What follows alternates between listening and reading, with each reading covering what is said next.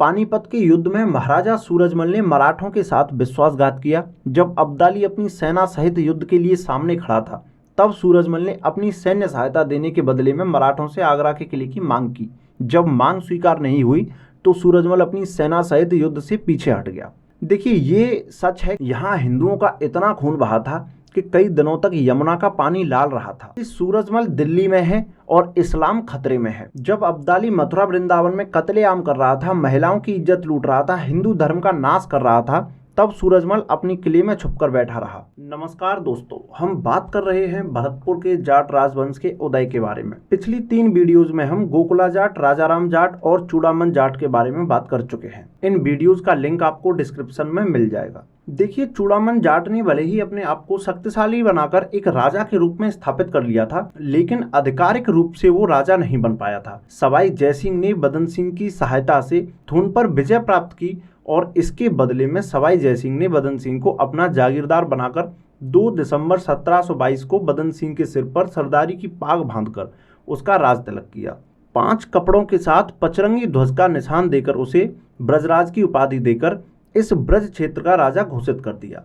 बदन सिंह ने डीग को अपनी राजधानी के रूप में चुना और वहां 20 फुट चौड़ी दीवारों का एक मजबूत किला बनवाया। बदन सिंह की शासनावधि तो बहुत लंबी रही, लेकिन सही मायने में बदन सिंह के राजा रहते हुए ही उसकी शासन व्यवस्था उसके बड़े बेटे सूरजमल ने ही संभाली थी। आज हम उन्हीं वीर शिरोमणि युग निर्माता जाट महाराजा सूरजमल के बारे में बात करने वाले हैं। महाराजा सूरजमल को चंद मिनट की एक वीडियो में बता पाना तो नामुमकिन है, फिर भी हमने इनके युद्ध कौशल, चरित्र, राजनीतिक दृष्टिकोण और इनकी दूरदर्शिता को दर्शाते हुए इनके जीवन की कुछ मुख्य घटनाओं का वर्णन करने का प्रयास किया है।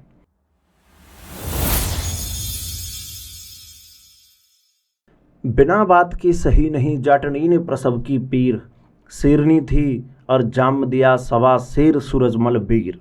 सूरजमल का जन्म बदन सिंह की रानी देवकी की कोख से 13 फरवरी 1707 को हुआ था। बदन सिंह जब राजा बना, उस समय उत्तरी पहाड़ों में स्थित मेवात क्षेत्र के मेव जाति के लोगों का बहुत आतंक हुआ करता था। अपने जीवन यापन के लिए ये सिर्फ लूटपाट पर ही निर्भर थे। सवाई जयसिंह ने बदन सिंह से इन मेवों का दमन करने को कहा। बदन सिंह ने इन मेवों के दमन की जिम्मेदारी अपने सबसे बड़े पुत्र सूरजमल पर सौंप दी। सूरजमल ने अपनी किशोरावस्था में ही बड़े ही संतोषजनक रूप से मेवों को आत्मसमर्पण करने के लिए तैयार कर लिया।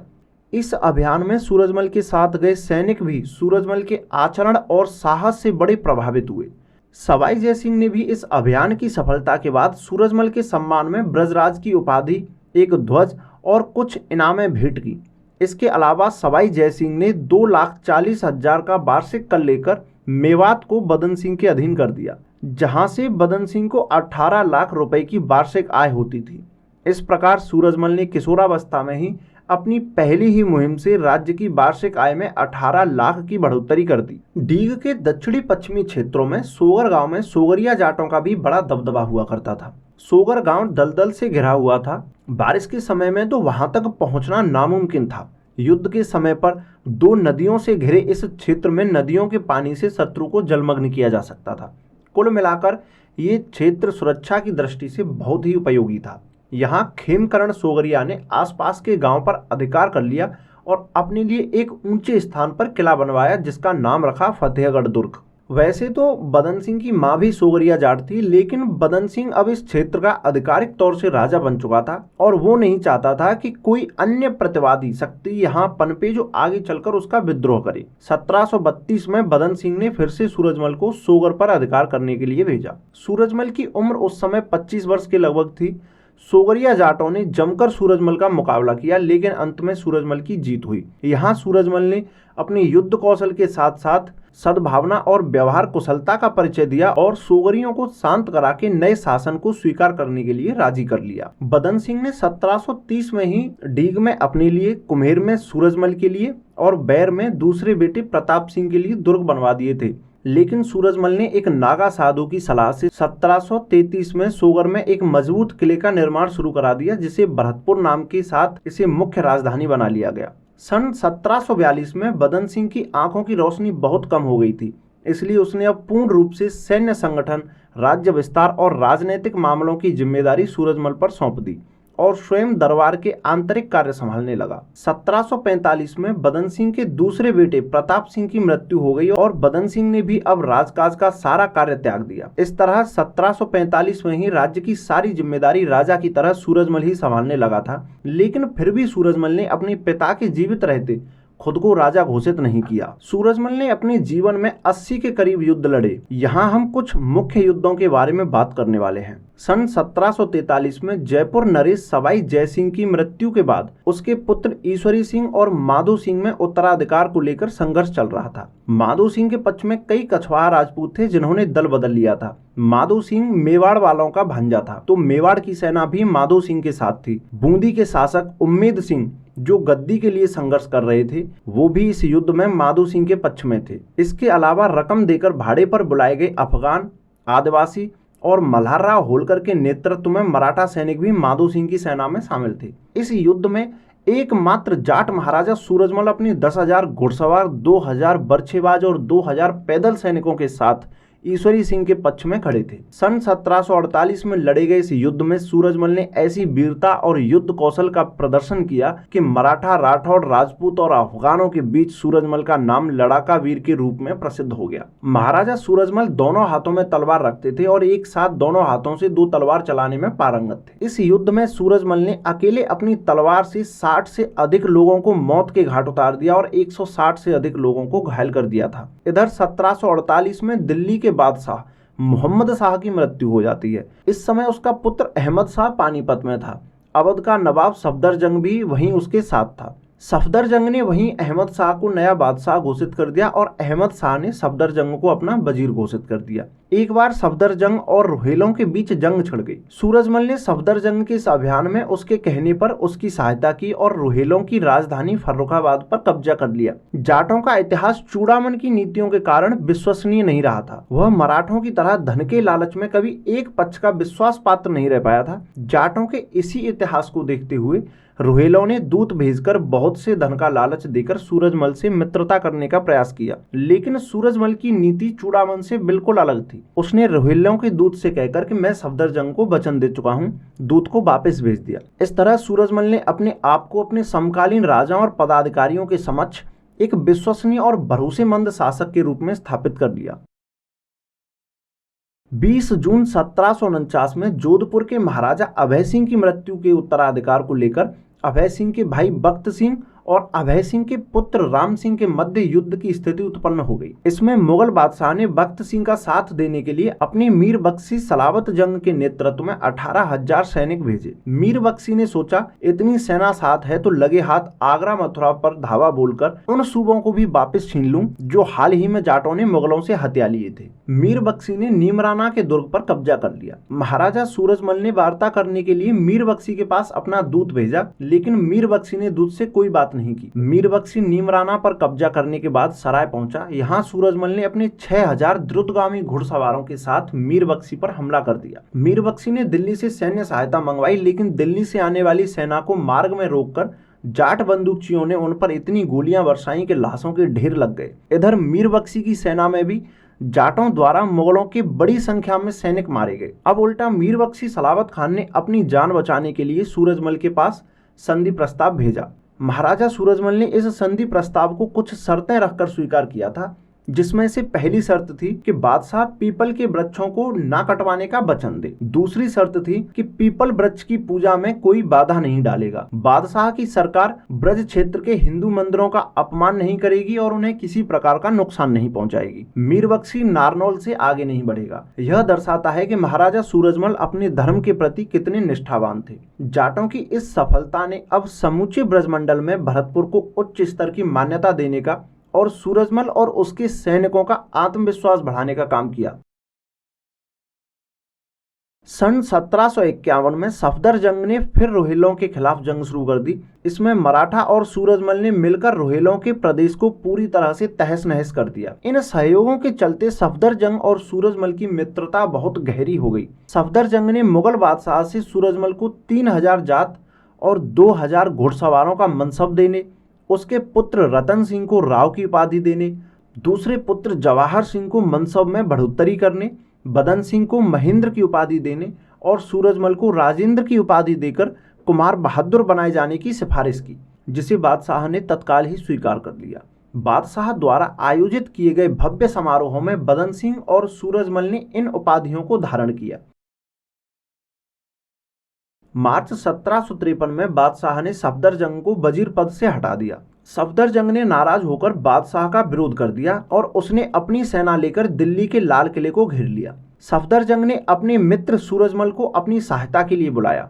रास्ते में 23 अप्रैल 1753 को सूरजमल ने बड़गुजरों को मारकर घसीरा के दुर्ग पर कब्जा कर लिया और फिर दिल्ली के लिए आगे बढ़ गया। और फिर 9 मई से 4 जून तक दिल्ली पर सूरजमल जाट नाम का जो कहर बरपा है। ब्रज भाषा में उस समय की कहावत बहुत मशहूर है कि तोप चले बंदूक चले जाके राइफल चले इशारे ते, अब की जान बचाए ले अल्लाह जा जाट भरतपुर वारे ते। जाटों ने ऐसा लूटा है दिल्ली को, ऐसा बर्बाद किया है दिल्ली को, तहस नहस करके रख दिया था सब कुछ। उस समय के इतिहासकारों ने लिखा है कि जाटों के हमले के बाद दिल्ली तो छोड़ो, दिल्ली के आसपास के उपनगरों में भी कोई दीपक जलता दिखाई नहीं देता था। तभी से दिल्ली में जाटगर्दी का मुहावरा प्रचलन में आया। पहले के युद्ध में जैसे माधो सिंह के साथ कई रियासतें थीं और ईश्वरी सिंह के साथ अकेला सूरजमल, उसी तरह इस युद्ध में भी बादशाह के साथ समस्त राजे रजवाड़ों की सेनाएं थीं। इधर सफदरजंग के साथ अकेला जाट सूरजमल, उसमें भी सूरजमल के आने से पहले ही सफदरजंग के 23,000 सैनिक उसे धोखा देकर बादशाह की तरफ चले गए। लेकिन सूरजमल फिर भी वापस नहीं लौटा, क्योंकि सूरजमल सफदरजंग के नहीं बल्कि अपने बलबूते पर दिल्ली चढ़ने आया था। इस युद्ध में बादशाह के पास 1,50,000 के लगभग सेना थी और सूरजमल के पास सफदरजंग की सेना के अलावा अपने 15,000 घुड़सवार और कुछ पैदल सैनिक। सूरजमल के सेनापति राजेंद्र गिरी गोसाई एक साधु थे और उनके साथ इस सेना में नागा साधुओं की एक बहुत बड़ी संख्या थी। दिल्ली के बादशाह अहमद शाह ने उस समय एक नारा दिया था कि सूरजमल दिल्ली में है और इस्लाम खतरे में है। इसी नारे को लगाकर उसने कई मुस्लिम रियासतों को भी अपने साथ कर लिया था। बादशाह ने सूरजमल को सफदरजंग का साथ छोड़कर अपने पक्ष में लेने के लिए कई प्रलोभन दिए, धमकियां दी, लेकिन सूरजमल अपने मित्र के प्रति वचनबद्ध रहा। उसने बादशाह के सभी प्रस्तावों को लात मार दी। सूरजमल को नियंत्रण करने के लिए बादशाह ने दक्कन से मल्हारराव के नेतृत्व में मराठा सैनिक भी बुलवाए, लेकिन सूरजमल ने अपने कदम पीछे नहीं हटाए। दिल्ली पर जाटों के इस हमले के बारे में डिटेल में एक अलग से वीडियो बना दूंगा, नहीं तो ये वीडियो बहुत लंबी हो जाएगी। कुल मिलाकर महीनों दिल्ली ने जाटों का कहर देखा, जिसे इतिहासकार दिल्ली की लूट कहते हैं। सच में ये लूट नहीं थी, ये प्रतिशोध था हिंदू धर्म पर सदियों से किए गए आघात का। ये बदला था धर्म के नाम पर मुगलों द्वारा मार दिए गए वीर जाटों की शहादत का। मुस्लिम अमीरों और धनाढ्य सेठों की उन सभी इमारतों को ध्वस्त कर दिया गया जो किसानों की खून पसीने की कमाई से तरह तरह के अवैध करों के बहाने से लूटकर बनवाई गई थी। जाटों के इस रोष और जोश के सामने अंत में दिल्ली ने घुटने टेक दिए। बादशाह ने हार मानकर सफदरजंग के पास संधि प्रस्ताव भेजा। फिर जयपुर के महाराजा माधो सिंह ने भी दिल्ली पहुंचकर सूरजमल से युद्ध रोकने के लिए वार्ता की। यहाँ सूरजमल ने युद्ध रोकने के लिए शर्तें रखी कि सफदरजंग को फिर से वजीर बनाया जाए और इलाहाबाद और अवध के सूबे उसे वापस दे दिए जाएं। बादशाह ने सूरजमल की सभी शर्तों को स्वीकार कर लिया, तब जाकर ये युद्ध बंद हुआ। यहाँ से महाराजा सूरजमल को जो अपार धन प्राप्त हुआ, उसे सूरजमल ने जनहित में एवं निर्माण कार्यों में खर्च किया। दिल्ली विजय के बाद महाराजा सूरजमल ने गोवर्धन जाकर श्री गिरिराज महाराज की पूजा की और मानसी गंगा पर दीपोत्सव मनाया। मराठे भी निरंतर अपनी शक्ति का विस्तार करने में लगे थे। सूरजमल को मुगलों के साथ साथ मराठों से भी अपने राज्य की रक्षा करनी थी। मल्हारराव होलकर का पुत्र खांडेराव अपनी सेना लेकर जयपुर जा पहुंचा। वहां जयपुर के राजा माधो सिंह से कर लेकर वो भरतपुर की ओर बढ़ा। सूचना मिलते ही सूरजमल भरतपुर की सुरक्षा का दायित्व अपने बेटे जवाहर सिंह पर सौंपकर खुद कुम्हेर के दुर्ग में मोर्चाबंदी करके बैठ गया। सूरजमल ने खांडेराव के पास मित्रता का प्रस्ताव भिजवाया, जो सही भी था, क्योंकि युद्ध में बहुत अधिक धन की बर्बादी होती थी और आम जनता को बहुत परेशानियों का सामना करना पड़ता था। दुर्गों और किलों को भी बहुत अधिक नुकसान पहुंचता था। किसानों की फसलें नष्ट हो जाया करती थीं। तो हर राजा चाहता था कि उसके राज्य के अंदर युद्ध ना हो, इसलिए राजा सेनाएं लेकर मीलों चलकर शत्रु सेना को राज्य के बाहर ही रोककर युद्ध किया करते थे। तो सूरजमल ने भी युद्ध को टालने का प्रयास किया। सूरजमल ने युद्ध रोकने के एवज में खांडेराव को 40 लाख रुपए देने का भी प्रस्ताव रखा, लेकिन मराठों को सूरजमल पर वो धन दिख रहा था जो वो दिल्ली से लेकर आया था। मल्हारराव होलकर इस समय दिल्ली में था। उसने वहां से कहलवाया कि यदि युद्ध नहीं चाहते हो तो 2 करोड़ से अधिक रुपए देने होंगे। इसके जवाब में सूरजमल ने मराठों के सेनापति रघुनाथ राव के पास तोप के 5 गोले और थोड़ा बारूद भिजवा दिया, जिसका सीधा अर्थ था युद्ध का निमंत्रण। 1754 में मराठों ने कुम्हेर को घेर लिया। सभी आने जाने वाले रास्ते मराठों द्वारा बंद कर दिए गए। 15 मील के घेरे में चारों तरफ फसलों को जलाकर राख कर दिया गया। मराठों के साथ इस युद्ध में लगभग 80,000 का सैन्य बल था, जिसमें खांडेराव और रघुनाथ राव के नेतृत्व में उन दोनों की और मल्हार राव की मराठा सेना थी। तत्कालीन मुगल बादशाह के आदेश पर इमादुल मुल्क के नेतृत्व में मुगल सेना और जयपुर नरेश माधो सिंह द्वारा भेजी गई कछवाहा राजपूतों की सैन्य टुकड़ी भी इस युद्ध में खांडेराव के पक्ष में थी। और दूसरी तरफ फिर से एक बार 80,000 की सेना के सामने अकेला जाट शेर सूरजमल अपने 10,000 जांबाज वीर योद्धाओं के साथ खड़ा था। लगभग 4 महीने तक ये युद्ध चलता रहा। अंत में तोप के गोले से मल्हार राव का पुत्र खांडेराव मारा गया। मराठों को कमजोर पड़ता देख मुगल वजीर इमादुल मुल्क ने दिल्ली से और सैन्य मदद बुलाने के लिए दूत भेजा, लेकिन बादशाह ने सोचा अगर युद्ध जीते तो सारा धन मराठा ले जाएंगे, जिससे वो और अधिक शक्तिशाली हो जाएंगे, जो दिल्ली के लिए भी ठीक नहीं था। इसलिए बादशाह ने और अधिक सेना नहीं भेजी। अंत में मराठों ने संधि कर ली। इस युद्ध के बाद सूरजमल ने अपने बेटे के साथ मराठों के अधिकृत क्षेत्र पलवल और बल्लभगढ़ पर भी अपना कब्जा कर लिया। 1756 में महाराजा बदन सिंह की मृत्यु हो गई।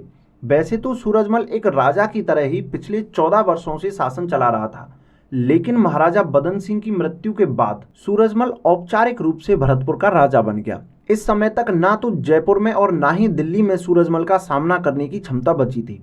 सूरजमल ने दिल्ली के आसपास के क्षेत्रों पर कब्जा करके उन पर अपना अधिकार करना शुरू कर दिया। सूरजमल ने सवाई जयसिंह की सहायता से बने नवनिर्मित भरतपुर राज्य को अपनी वीरता, राजनीतिक सूझबूझ और दूरदर्शिता से एक व्यवस्थित हिंदू राज्य के रूप में स्थापित कर दिया था। महाराजा सूरजमल पर अक्सर लोग इधर उधर की बातें सुनकर आरोप लगाते हैं कि जब अब्दाली मथुरा वृंदावन में कत्लेआम कर रहा था, महिलाओं की इज्जत लूट रहा था, हिंदू धर्म का नाश कर रहा था, तब सूरजमल अपनी किले में छुपकर बैठा रहा। लेकिन ना तो लोग कभी ऑथेंटिक सोर्सेज से पढ़ते हैं, ना कभी तार्किक आधार से सोचते हैं। तो सन 1757 में अफगान सरदार अहमद शाह दुर्रानी, जिसे ज्यादातर लोग अहमद शाह अब्दाली के नाम से जानते हैं, भारत पर चौथा आक्रमण करता है। जब दिल्ली की जनता को पता चलता है कि अब्दाली दिल्ली पर आक्रमण करने आ रहा है, तो जनता को भी इस समय मुगल दरबार के हालात पता थे कि बादशाह अपनी रक्षा कर ले वही बहुत है, हमारी रक्षा तो वो बाद में करेगा। दिल्ली की जनता ने दिल्ली से सुरक्षित स्थानों की तरफ पलायन शुरू कर दिया। उस समय उत्तर भारत में सबसे शक्तिशाली तथा सबसे सुरक्षित राज्य राजा सूरजमल का ही था। तो बहुतायत में दिल्ली की जनता ने सूरजमल शासित क्षेत्रों में और खासकर मथुरा में आकर शरण ली। दिल्ली के बादशाह ने मराठों और जाटों से मदद लेने के लिए दूत भिजवाए। तिलपत में सूरजमल और मुगल सरदार और नजीब खां रोहिल्ला के मध्य युद्ध की आगामी रणनीति को तय करने के लिए एक चर्चा होती है। सूरजमल चाहता था कि जाट, राजपूत और मुगलों की सेना संगठित होकर नजीब खान के नेतृत्व में अब्दाली का सामना करे, तब तक मराठों को नर्मदा पार करने के लिए कह दिया जाए। लेकिन सूरजमल के इस प्रस्ताव को मुगल बादशाह के वजीर इमादुल मुल्क ने अस्वीकार कर दिया, क्योंकि एक तो इमादुल मुल्क शुरू से ही सूरजमल के खिलाफ था, दूसरा वो नहीं चाहता था कि नजीब खान इस सेना का नेतृत्व करे। इस वार्ता की असफलता के बाद नजीब खान ने अब्दाली से जाकर संधि कर ली। इमादुल मुल्क को जब नजीब खान और अब्दाली की संधि के बारे में पता चला, तो इमादुल मुल्क ने सूरजमल से शत्रुता छोड़कर संधि कर ली और अपने परिवार को डीग में सूरजमल की शरण में भेज दिया। इधर अंताजी मानकेश्वर, जो इकलौता वीर अब्दाली को रोकने के प्रयास में सेना सहित मर गया था, उसका भी परिवार भरतपुर में सूरजमल की ही शरण में था। दिल्ली के बादशाह आलमगीर द्वितीय ने अब्दाली के सामने आत्मसमर्पण कर दिया। अब्दाली ने उससे 1 करोड़ रुपए लेकर उसे दिल्ली का बादशाह बने रहने दिया और अपने नए खुशामदी नजीब खान को दिल्ली का वजीर बना दिया।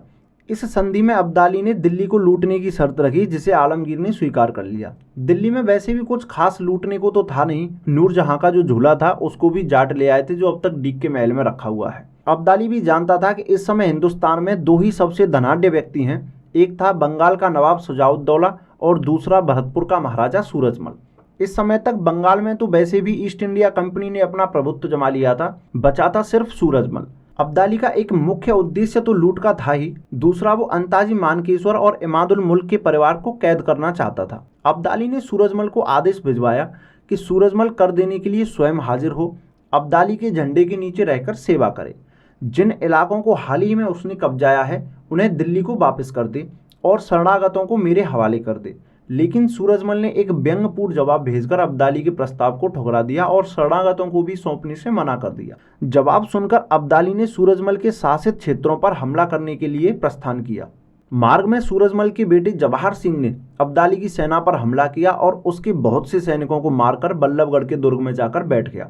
इसके जवाब में अब्दाली ने बल्लभगढ़ पर चढ़ाई कर दी, लेकिन वहां उसे कुछ खास हाथ नहीं लगा। कुछ 12,000 रुपए, सोने चांदी के बर्तन, 14 घोड़े, 11 ऊंट और कुछ अनाज।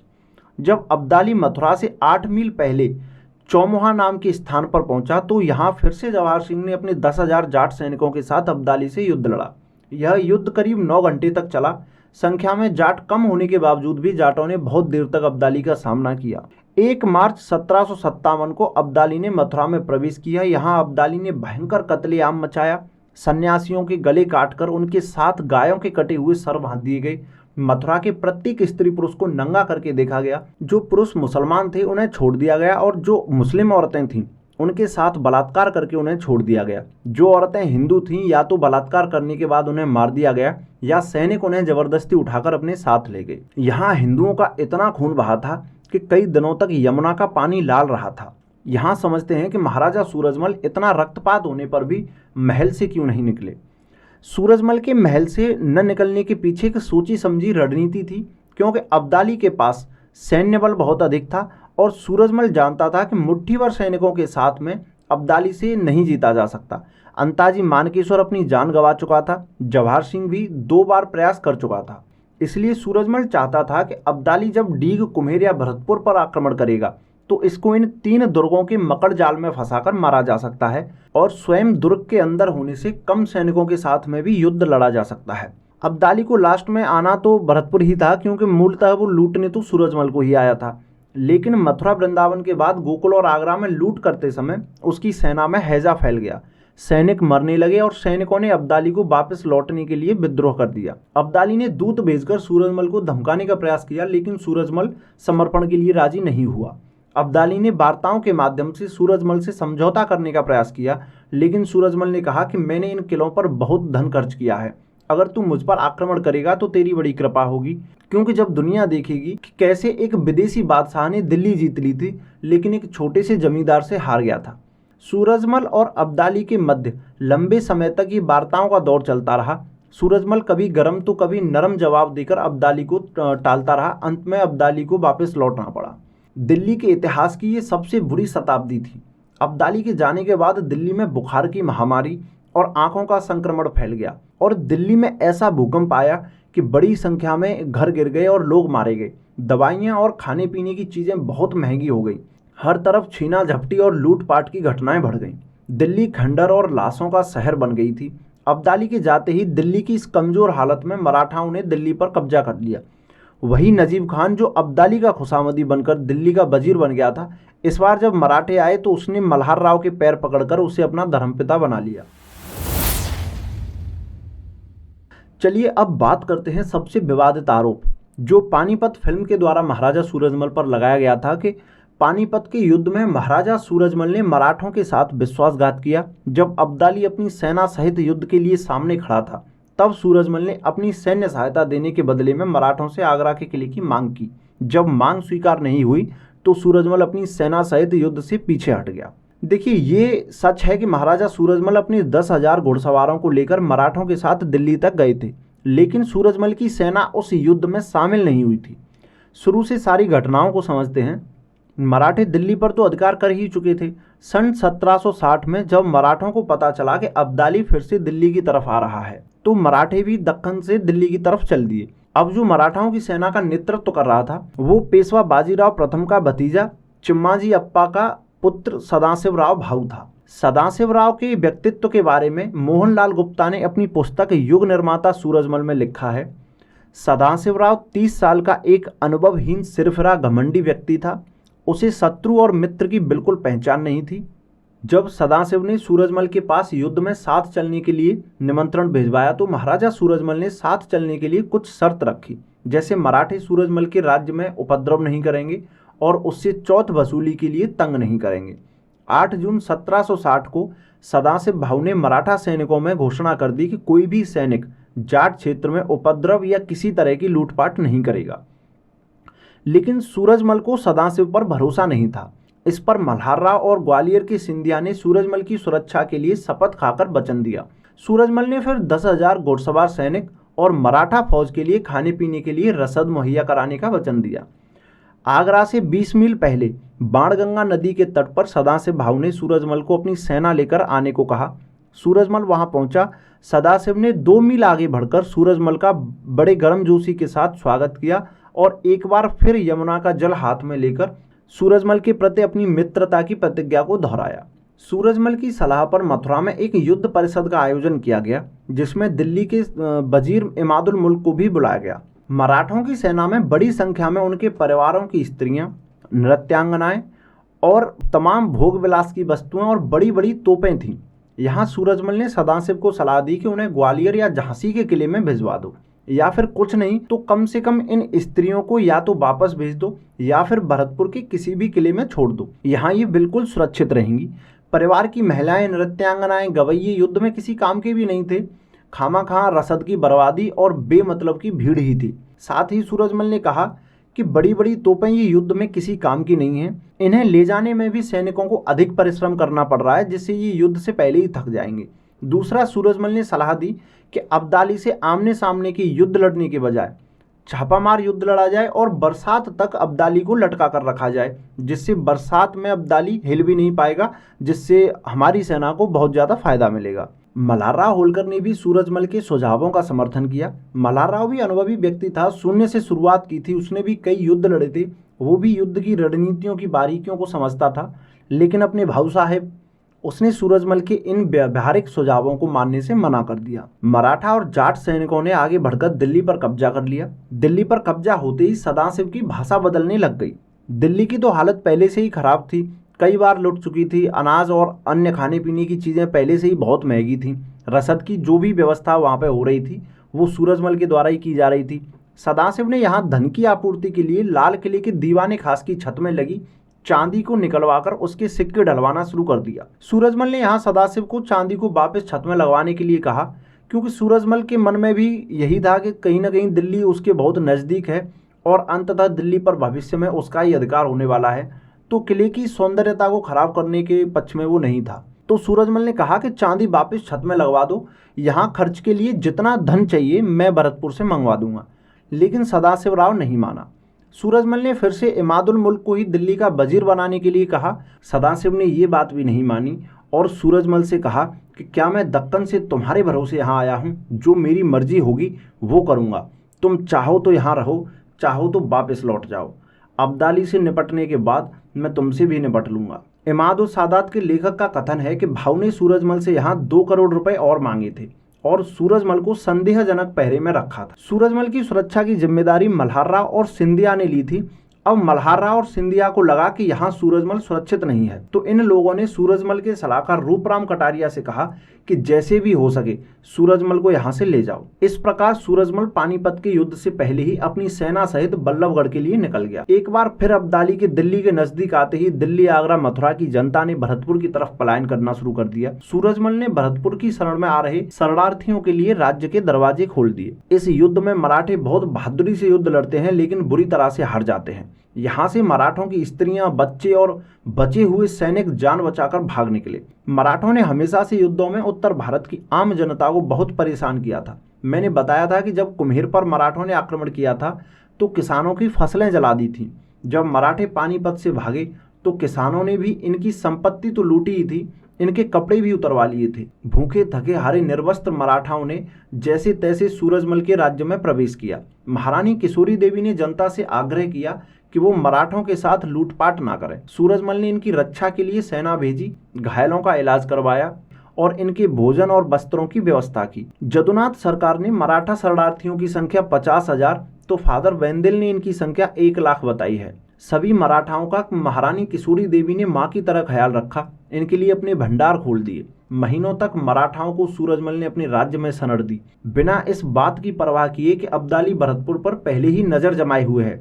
उसके शत्रुओं को सनड़ देने से वो और नाराज होकर भरतपुर पर हमला कर सकता है। यहाँ से महाराजा सूरजमल ने ब्राह्मणों को दूध, पेड़े और मिठाइयाँ और प्रत्येक मराठा सैनिक को 1 रुपया, 1 वस्त्र और 1 सेर अनाज देकर विदा किया था।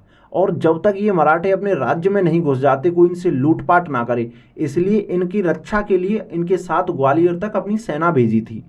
सदाशिव ने दिल्ली में इनको चुनौती दी थी कि अब्दाली से निपटने के बाद आपसे भी निपट लूंगा। इसके बावजूद महाराजा सूरजमल और महारानी किशोरी देवी ने मराठाओं के साथ में इतना सहानुभूतिपूर्ण व्यवहार किया था और ऐसे राजा को उस फिल्म में लालची और विश्वासघाती दिखाया गया है। हद है भाई। इस घटना के बारे में इतिहासकारों ने जो लिखा है वो सुनिए। ग्रांट डफ ने लिखा है कि जो भी भगौड़े सूरजमल के राज्य में पहुंचे उनके साथ सूरजमल ने अत्यंत दयालुता का बर्ताव किया और मराठे उस अवसर पर किए गए जाटों के व्यवहार को आज भी कृतज्ञता तथा आदर के साथ याद करते हैं। नाना फडणवीस ने लिखा है कि सूरजमल के व्यवहार से पेशवा के चित्त को बड़ी सांत्वना मिली। बेंदे लिखता है कि जाटों के मन में मराठाओं के प्रति इतनी दया थी कि उन्होंने मराठों की सहायता की, जबकि जाटों की शक्ति इतनी अधिक थी कि यदि सूरजमल चाहता तो एक भी मराठा लौटकर दक्षिण नहीं जा सकता था। और उस फिल्म में जिस आगरा के किले के लालच के लिए सूरजमल को विश्वासघाती दिखाया गया है, 12 जून 1761 को सूरजमल ने आगरा में प्रवेश करके उस किले पर अधिकार कर लिया था। आगरा के बाद सूरजमल ने फतेहपुर सीकरी सहित दिल्ली के आसपास के समस्त दिल्ली के अधीनस्थ इलाकों पर अपना अधिकार कर लिया। अब दिल्ली की बारी थी। इस समय दिल्ली की सुरक्षा तत्कालीन बादशाह शाह आलम द्वितीय के मुख्तार खास रोहिल्ला सरदार नजीबुद्दौला पर थी। सूरजमल ने दिल्ली पर चढ़ाई करने के लिए कूच किया। महाराजा सूरजमल 25 दिसंबर 1763 को एक छोटी सी सैन्य टुकड़ी के साथ हिंडन नदी के तट पर ठहरी सेना का जायजा लेने के लिए निकले। इस बात की सूचना पहले ही किसी ने रोहिल्ला सैनिकों को दे दी। रोहिल्ला पहले ही हिंडन नदी के कटाव में जाकर के छुप गए। जब महाराजा सूरजमल वहां से निकले तो अचानक से रोहिल्लों ने उन पर हमला करके धोखे से उनकी हत्या कर दी। इस प्रकार जाटों के सूरवीर हिंदू कुल के गौरव महाराजा सूरजमल के युग का अंत हो गया। ये थी जाट महाराजा सूरजमल की महान गाथा। इनके बारे में अपने विचार हमें कमेंट करें। वीडियो अच्छी लगी हो तो लाइक करें, चैनल पर नए हो तो सब्सक्राइब करें। मैं आपके लिए इतिहास से संबंधित ऐसे ही रोचक किस्से कहानियां लाता रहता हूं। धन्यवाद।